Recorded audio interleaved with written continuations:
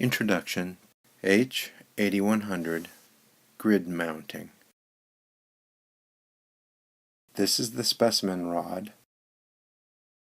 Transfer the specimen rod to this lucite holder. It's meant to hold it while you load the grid. This section of the specimen rod resides in the vacuum.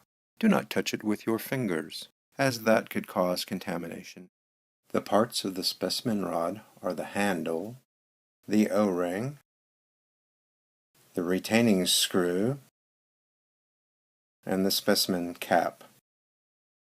To mount a grid on the specimen rod, you first need to remove the specimen cap. Push the spring-loaded retaining screw toward the handle. This causes the cap retaining clip to move to a neutral position. You can then remove the specimen cap.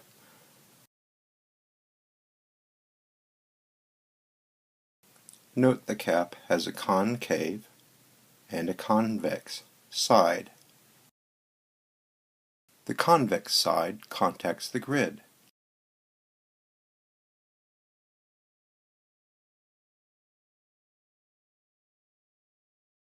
The concave side, or the funnel side, is the outside.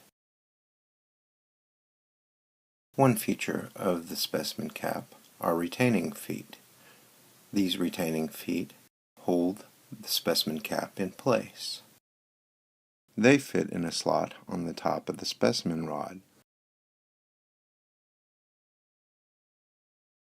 To mount a grid, you can either obtain a grid from a vial or a grid box. We use this lens paper to protect the grid.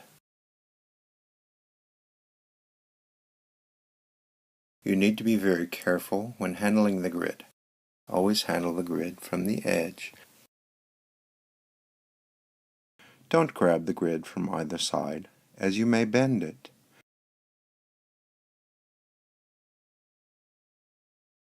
Once you have your grid by the edge,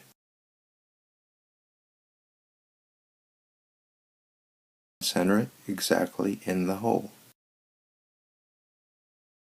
not off to one side or the other. Take your specimen cap and be sure it's top side up. Load it up over the grid. Push it slightly forward until the feet lock underneath the top of the specimen rod.